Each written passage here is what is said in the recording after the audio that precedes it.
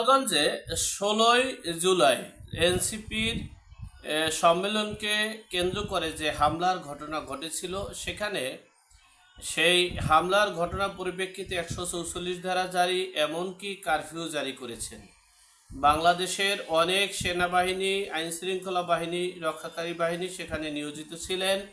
সেখানে এই হামলাকারীরা, জঙ্গিরা যাতে নৌপথ দিয়ে না যেতে পারে সেজন্য নৌবাহিনীদেরকেও সেখানে প্রেরণ করা হয়েছে।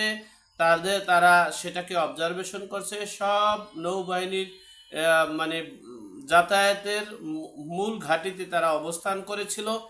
এরপরে চেয়েছিল যাতে বিমান বাহিনীটার মাধ্যমে বিমান বাহিনীটা দেওয়া হয়, সেই বিমান বাহিনীর মাধ্যমে জঙ্গিদেরকে শনাক্ত করার জন্য। কিন্তু বিমান বাহিনী সেই বিমান দিতে অপারগতা পোষণ করেছে।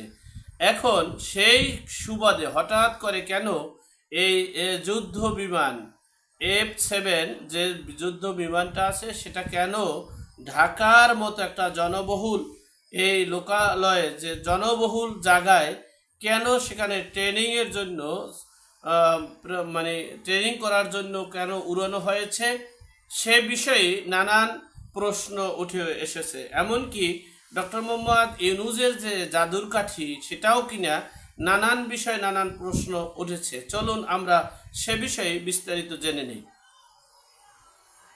দেখেন, এই যুদ্ধ বিমানটার ট্রেনিং কোর্স বা ট্রেনিং করাটার বিধান আছে। আপনারা অনলাইনে অথবা গুগলে সার্চ দিলে দেখবেন এই যুদ্ধ বিমানটার এটা হলো মানে সোলো ফ্লাইট। এই সোলো ফ্লাইটটা করা হয় সাধারণত লোকালয়ে, যেখানে কোনো লোকজন থাকবে না, বসত বাড়ি থাকবে না, হয় সমুদ্র না হলে পাহাড় অঞ্চলগুলোতেই মূলত এই ট্রেনিংয়ের বিমানটা মানে চালানো হয়, ট্রেনিং করা হয় এবং পরীক্ষা নিরীক্ষা করানো হয়।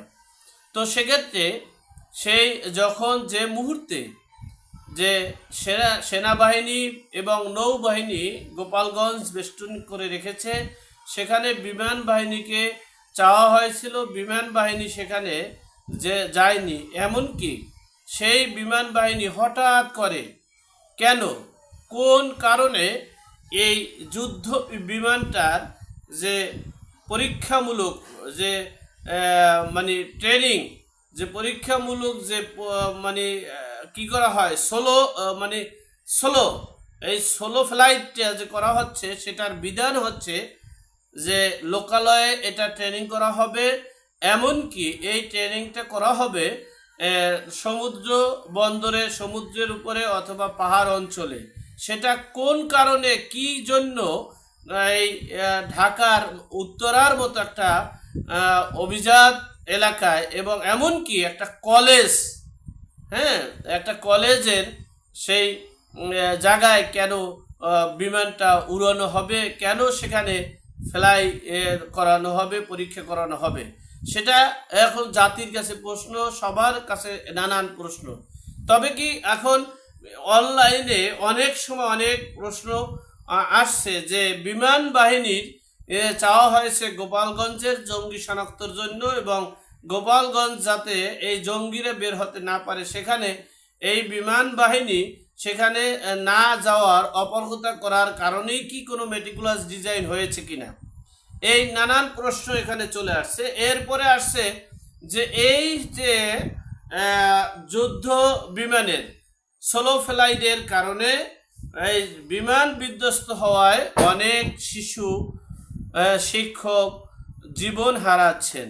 আর সেজন্য সেখানে আমরা দেখেছি আইন উপদেষ্টা গিয়েছেন, প্রেস সচিব গিয়েছেন আমাদের আসিফ মাহমুদ, সজীব ভুঁইয়া সহ 5 জন। কিন্তু দুঃখের বিষয়, সেখানে আমরা দেখতে পারিনি সেই স্বাস্থ্যমন্ত্রী ফরিদা আপাকে। যাই হোক, আমরা স্বাস্থ্যমন্ত্রীকে সেখানে দেখতে পাইনি কেন? তাহলে কি এই দায়িত্বটা বা এই দায়িত্ব, এই মেটিকুলাস ডিজাইনটা সব কিছুই কি তাহলে আইন উপদেষ্টা, স্বরাষ্ট্র উপদেষ্টা, প্রেস সচিবের দায়িত্ব? আর এই সকল যারা আহত হয়েছেন, নিহত হয়েছেন, আমরা এখন পর্যন্ত আমরা সেই স্বাস্থ্য মন্ত্রণালয়ের উপদেষ্টাকে দেখতে পারিনি। আর সেখানে তিনি এই ছাত্রদের মানে যারা আহত এবং নিহত ছাত্রদের দেখার প্রয়োজনও তিনি মনে করছেন না। তাহলে বিষয়টা এখানে কি? নানান প্রশ্নে এখন জর্জরিত। তবে আমার ব্যক্তিগত মতামত, আমার নিজের প্রশ্ন, আমার নিজের জানা দরকার যে এই যুদ্ধ বিমান যখন ট্রেনিং করা হয় তখন এই কোনো না কোনো সময় আমরা গড়ে অ্যাভারেজে প্রায় 1 বছর বা 2 বছর পর পরই এরকমের একটা বিমান বিধ্বস্ত হয়। আমরা পেপার, পত্রিকায়, মিডিয়ায় আমরা জানতে পারি। রিসেন্টলি আমরা ভারতেও একটা এই যুদ্ধ বিমান ট্রেনিংয়ের সময়, সোলো ফ্লাইটের সময় বিধ্বস্ত হয়েছে। কিন্তু এরপরে তদন্ত কমিটি গঠন করা হয়, এরপরে এটার মূল সমস্যা বের করা হয়, বের করার পরে শনাক্ত করে বিচার ব্যবস্থা করা হয়। আমার প্রশ্ন হচ্ছে এই বাংলাদেশে যেই মানে এই বিমানটা, যে যুদ্ধ বিমানটা F-7 যে বিমানটা বিধ্বস্ত হলো, সেটার জন্য কেমন ধরনের মানে কমিটি গঠন করা হবে এবং এই অপরাধের সাথে কারা জড়িত, কেন জড়িত এবং অপরাধের সাথে যারা জড়িত তাদের বিচার কতটুকু হবে সেটা কি আমরা জানতে পারবো কিনা?